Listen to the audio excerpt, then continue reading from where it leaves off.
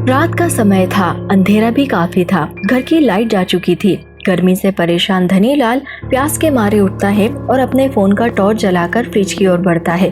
अब धनीलाल फ्रिज को खोलता है और उसमें से पानी की बोतल निकालकर एक गिलास में पानी को भरता है और जैसे ही वह पानी पीने जाता है वह अपने सामने एक चुड़ैल को देखता है। चुड़ैल को देखकर उसके हाथों से पानी का गिलास नीचे गिर जाता है और वह जोर से चिल्लाता है, भूत। धनीलाल चिल्लाकर अपने कमरे की ओर भागता है कि तभी वो अपनी बीवी से जाकर टकरा जाता है और अपनी बीवी को देखकर डर जाता है और जाकर सोफे के पीछे छुप जाता है। तभी उसकी बीवी अपने फोन का टॉर्च जलाती है और अपने पति को आवाज लगाते हुए बोलती है, अरे आप डर क्यों रहे हैं? यहाँ मैं हूँ, आपकी बीवी शांति। शांति। अपनी बीवी की आवाज सुनकर धनीलाल सोफे के पीछे से खड़ा होता है। जैसे ही धनीलाल खड़ा होता है घर की लाइट आ जाती है और वह अपनी बीवी को देखकर उसके पास जाता है और डरते हुए उससे बोलता है, शांति, अपने घर में चुड़ैल है। कैसी बातें कर रहे हैं आप? मुझे तो लगता है जब से कमला काम छोड़कर गई है आपका दिमाग खराब हो चुका है। घर की साफ सफाई मैं करती हूँ और भूत चुड़ैल आपको नजर आ रहे हैं। देखो जी, नाटक मत करो। आपने मुझसे वादा किया था कि 2 दिन घर की साफ सफाई मैं करूंगी और तीसरे दिन आप। अगर इस बीच नौकरानी मिल गई तो हम दोनों में से कोई भी काम नहीं करेगा, और नहीं मिली तो 2 दिन मैं घर की सफाई करूंगी और 2 दिन आप। पर मैं सच बोल रहा हूँ, मैंने अपने घर में चुड़ैल को देखा है। बेचारा धनीलाल शांति को सच बताते बताते थक जाता है, पर शांति उसकी बातों का विश्वास नहीं करती और वहाँ से चली जाती है। अगले दिन धनीलाल घर की साफ सफाई करने में लगता है। वे घर का काम करके इतना ज्यादा थक जाता है कि वे घर से बाहर निकलकर अपने कुछ दोस्तों के पास जाता है और उनसे काम वाली बाई के लिए बात करता है। परंतु जब धनीलाल घर आता है तो वे देखता है कि एक गरीब औरत जिसके कपड़े फटे हुए थे वे काम की तलाश में घर घर भटक रही थी। अब धनीलाल उस गरीब औरत के पास जाता है और बड़े ही अकड़ में उससे बोलता है, मेरे घर के बाहर क्यों भटक रही है? क्या चाहिए तुझे? साहब, मुझे काम चाहिए। मैं बहुत गरीब हूँ और इतनी गर्मी में मेरे पास रहने के लिए घर भी नहीं है। साहब, आप मुझे कुछ काम दे दीजिए। मुझे घर के सारे काम आते हैं। आपके घर में काम करूँगी तो रहने के लिए सर पर छत भी मिल जाएगी। इस गर्मी के कहर की वजह से मेरा बच्चा भी मर गया। अब मेरा इस दुनिया में कोई भी नहीं है साहब। अच्छा ठीक है, चल अब घर में आ जा, काम बताओ तुझे। इतना बोलकर धनीलाल उस नौकरानी को घर में ले आता है और अपनी बीवी को आवाज लगाकर उसे नौकरानी के बारे में बताता है। नौकरानी की गरीब हालत और उसका दुख सुनकर शांति को बहुत बुरा लगता है और वे उस नौकरानी से बोलती है, कोई बात नहीं बहन, मैं तुम्हें समझ सकती हूँ। गर्मी इतनी ज्यादा हो रही है कि ना जाने इस गर्मी की वजह से कितने लोग मारे जा रहे होंगे, और खास करके गरीब लोग। तुम मेरे घर में ही रहकर काम कर लेना और सो जाना। आओ, मैं तुम्हें काम समझा देती हूँ। अब नौकरानी शांति के ही घर में रहती है और उसी के घर में काम करती है। इसी बीच शांति भी अपने मायके चली जाती है और इसी बीच एक दिन नौकरानी सबकी नजरों से छिपकर फ्रिज में से ठंडा पानी, कुछ आइसक्रीम और कोल्ड ड्रिंक लेकर बाहर जा रही होती है। परंतु तभी धनीलाल उसे फ्रिज में से सामान चोरी करके ले जाते हुए देख लेता है और दरवाजे पर उसे रोकते हुए गुस्से से कहता है, ए नौकरानी, तुझे यहाँ काम करने के लिए रखा है हमने, ना कि चोरी करने के लिए। चल दिखा क्या लेकर जा रही है अपनी पोटली में। धनीलाल की बात सुनकर नौकरानी को गुस्सा आ जाता है और उसकी आंखें लाल हो जाती है। देखते ही देखते अब नौकरानी का चेहरा पूरी तरह से बदल जाता है।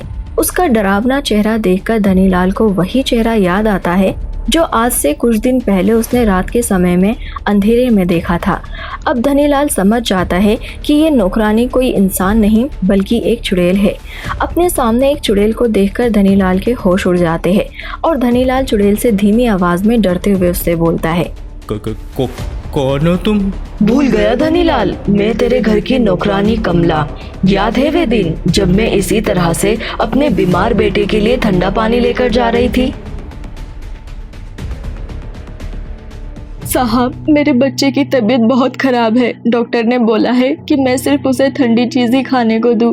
साहब, मैं बहुत गरीब हूँ। मेरी एक छोटी सी झोपड़ी है, उसमें सीधा धूप पड़ती है, जिस वजह से मेरे बेटे की तबीयत बहुत खराब हो गई है। उसे लू लग गई है साहब। अगर मैंने उसे कुछ ठंडा खाने पीने को नहीं दिया तो मेरा बेटा मर जाएगा। साहब, ये फल तो वैसे भी आप फेंकने की बात कर रहे थे, और ये आइसक्रीम भी। क्या इस आइसक्रीम फल को मैं अपने बेटे के लिए ले जाऊं? तुम गरीबों की यही आदत होती है, तुम्हें उंगली पकड़ाओ तो तुम पूरा हाथ पकड़कर सर पे बैठ जाते हो। यह आइसक्रीम मैं अनाथ बच्चों को बांटूंगा और फिर फोटो खिंचवाकर सोशल मीडिया पर डालूंगा। इससे मेरे चर्चे होंगे, मुझे सिंपैथी मिलेगी। पर तुझ गरीब को ये देकर मुझे क्या मिलेगा? कुछ नहीं। इसलिए मैं इस सामान को फेंकने को तैयार हूँ, पर तुझे देने के लिए नहीं। अगर तू इस घर से कुछ भी लेकर गई तो मैं तुझे धक्के मारकर नौकरी से निकाल दूंगा। फिर तू अपने मरते हुए बेटे का करवाते रहना इलाज। धनीलाल की बातें सुनकर कमला बहुत रोती है और सारा सामान वहीं रखकर चली जाती है। देखते ही देखते गर्मी की वजह से कमला के बेटे की तबीयत बहुत ज्यादा खराब हो जाती है, जिसके बाद कमला फैसला लेती है कि वे छुपकर धनीलाल के घर से ठंडा पानी, फल फ्रूट, जूस लेकर आएगी। और अगले दिन जब धनीलाल के घर में जाती है तो वे जल्दी से सारा काम खत्म करके शाम के समय में अपने थैले में कुछ ठंडा पानी की बोतल और फल आदि लेकर जाने लगती है। परंतु ये सब कुछ धनीलाल देख लेता है और उसके हाथों से छीनकर कूड़ेदान में फेंक देता है और उसे नौकरी से निकाल देता है। जिसके बाद कमला बहुत दुखी होती है और रोते हुए अपने बेटे के पास घर जाती है, जहाँ वे देखती है कि उसके बेटे ने दम तोड़ दिया है। गर्मी का ऐसा कहर कमला के ऊपर बरसा कि उसका बेटा ही उससे छिन गया, जिसके बाद कमला ये सदमा बर्दाश्त नहीं कर पाती और उसकी भी मौत हो जाती है। धनीलाल, मैं और मेरा बेटा मर चुका है। अब ये गर्मी भी हमारा कुछ नहीं बिगाड़ पाएगी। अब मैं तुझे एहसास करवाऊंगी कि असली गर्मी क्या होती है। मैं तुझे उसी तरह से तड़पा तड़पा कर मारूंगी जिस तरह से तेरी वजह से मेरे बेटे की मौत हुई। इतना बोलकर चुड़ैल अपनी शक्तियों से फ्रिज का सारा ठंडा पानी, फल आदि निकालकर कूड़े में फेंक देती है। साथ ही वे फ्रिज ऐसी आदि की सारी लाइट काट देती है और उसे घर में लॉक कर देती है और खुद धनीलाल के साथ उस घर में बैठ जाती है। धनीलाल रात भर गर्मी से उस घर में परेशान हो जाता है और सुबह होते ही खिड़की से कूदकर बाहर भागता है, जहां कड़कती धूप की वजह से नंगे पैर धनीलाल दर-बदर भटकता है पर उसे पानी की एक बूंद नहीं मिलती और ना ही छाया। वो जहां बैठता वहां आग लग जाती। इस तरह से धनीलाल की तबीयत बहुत ज्यादा खराब हो जाती है और वो घर वापस जाता है।